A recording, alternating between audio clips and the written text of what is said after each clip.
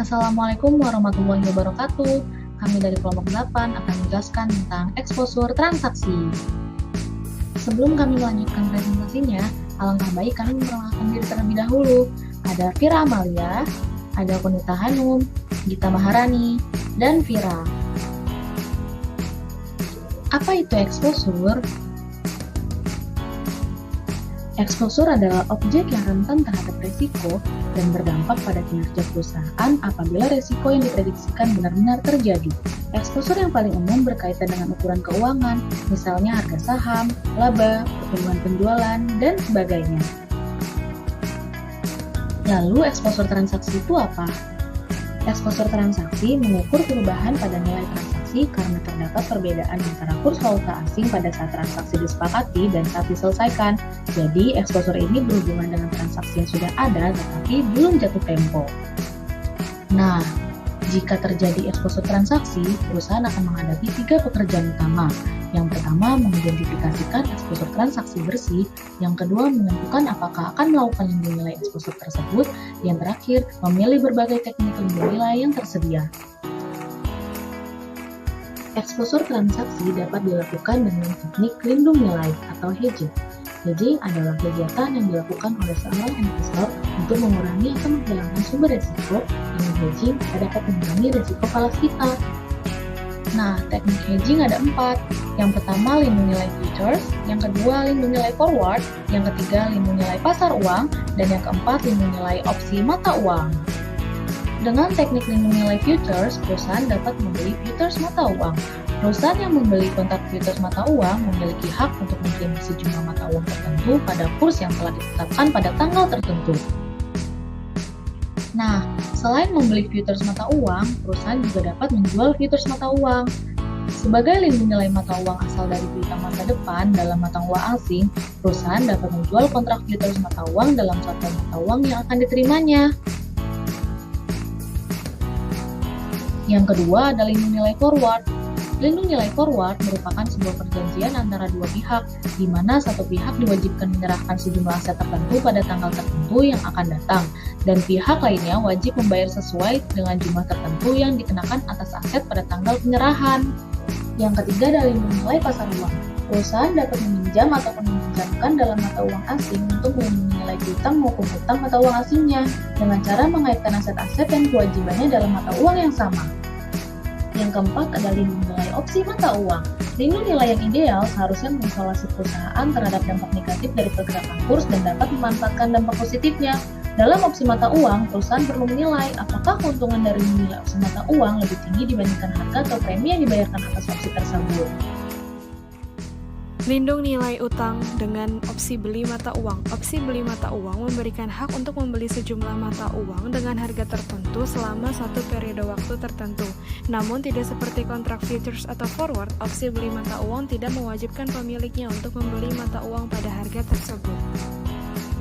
Lindung nilai piutang dengan opsi jual mata uang. Perusahaan dapat menggunakan opsi jual sebagai lindung nilai piutang dalam mata uang asing, karena opsi ini menjamin adanya harga tertentu yang digunakan untuk menjual mata uang dari pelunasan piutang. Opsi jual mata uang tidak mewajibkan pemiliknya untuk menjual mata uang pada harga tertentu. Lindung eksposur kontingen. Opsi beli mata uang juga bermanfaat untuk lindung nilai eksposur kontingen, di mana eksposur suatu MNC tergantung dari terjadinya peristiwa tertentu. Contoh, suatu perusahaan di Florida melakukan negosiasi untuk membeli perusahaan Australia 3 bulan mendatang.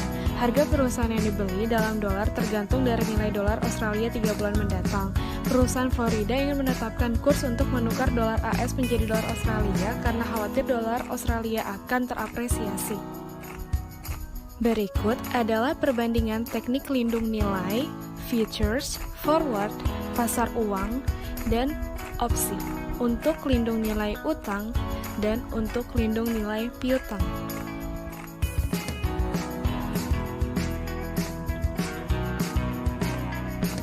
Kebijakan lindung nilai. Yang pertama, hedging most of the exposure.